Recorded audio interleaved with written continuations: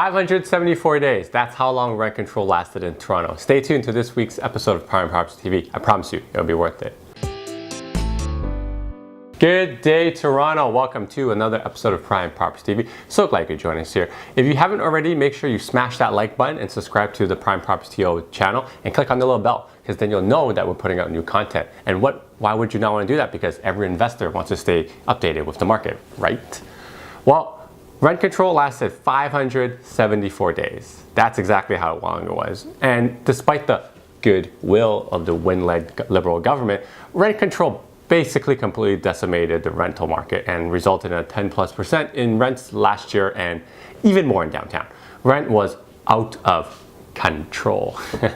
So effective November 15, 2018, rent control has been lifted on all new unoccupied buildings. If you want to read the actual legal legislation, I'll put it on the video screen right here for you, so you can just pause it and read it. Now, I'm going to give you my unbiased opinion with no political slant on this topic because it's rather sensitive one. And I will see the macro effects of the landlord and tenant's perspective because I've kind of seen it all and I've done the research on it. But let me make it very clear. Rent control has not been lifted on all existing properties. Only properties that have never been lived in before.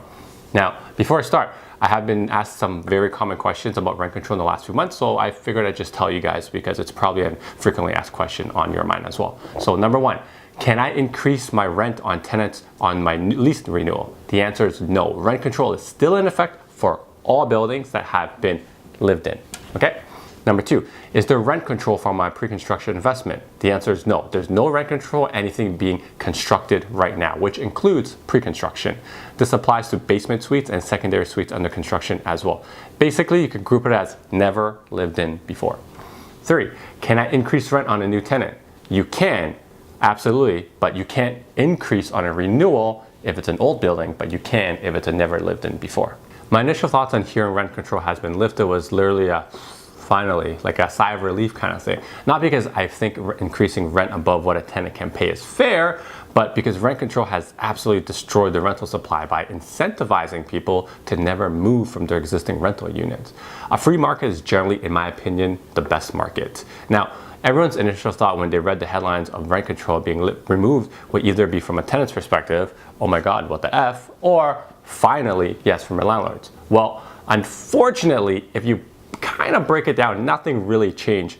Since rent control has been lifted for properties occupying or finishing after November 15th, 2018, the only real people benefit from this are pre-construction investors, if you think about it. Yep, my fellow pre-con investors, this was an early Christmas gift to you. When your property occupies now, you're free to increase the rent on your lease renewals as much as you want. Now, because of this may be time to start thinking about looking for your next pre-con investments. At this moment, we have already been notified by some really exciting projects coming in Toronto downtown in early 2019. Some are really investment worthy from what it sounds like. They're coming to Yorkville and the east core of downtown. So make sure you subscribe to the Prime Property TV VIP mailing list to get first access and stay on top of your investment game in 2019. I'll leave a link in the description below so you can subscribe to this mailing list. Now, I really actually like this change on rent control because it's been a double-edged sword this last year with regards to rental pricing with pre-con occupied units.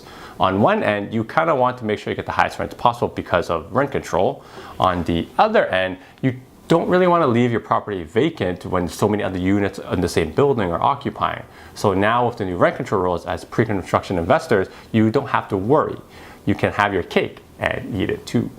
Now, does this mean that there's a huge influx of pre-con investors coming to the market again?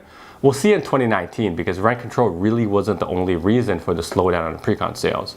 Now, from the tenant side, you don't have to worry about your existing leases. Landlords are not allowed to increase rent above 1.8%. However, if you do decide to move and lease a brand new, never lived in before property, beware, you are not under rent control. So how does this affect the market? Honestly, it really doesn't. I think it was more of a political play. Think about it. It doesn't affect any of the existing inventory of homes. It only affects new build properties, which is a very tiny fraction of the market, probably less than like 1%. And most new build homes, like houses, are for personal use. And that really only means rent control affects the pre-con condo investors. So The only thing I will applaud the PC government for trying is to increase supply, because the removal of rent control is supposed to incentivize giant financial pension funds to start building purpose-built rental supplies buildings. Now, although as part of the new housing policies, they remove rent control, but they also remove some development charge rebate programs, which kind of seems counterintuitive to incentivize builders to build, but what do I know? I'm not the guys in charge of this.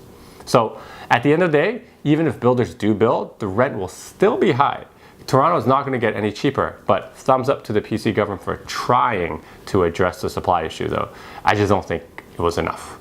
On the bright side, as investors, if you have any pre-con units coming to the market, it's literally time to jump for joy. If you're on the sidelines of a pre-con right now, this might be the announcement you need to get your next property or start considering your next property. Remember, not all pre-con condos are worth investing in, so make sure to subscribe to that PPTV VIP mailing list. Link in the description below. Until next time, guys, happy real estating.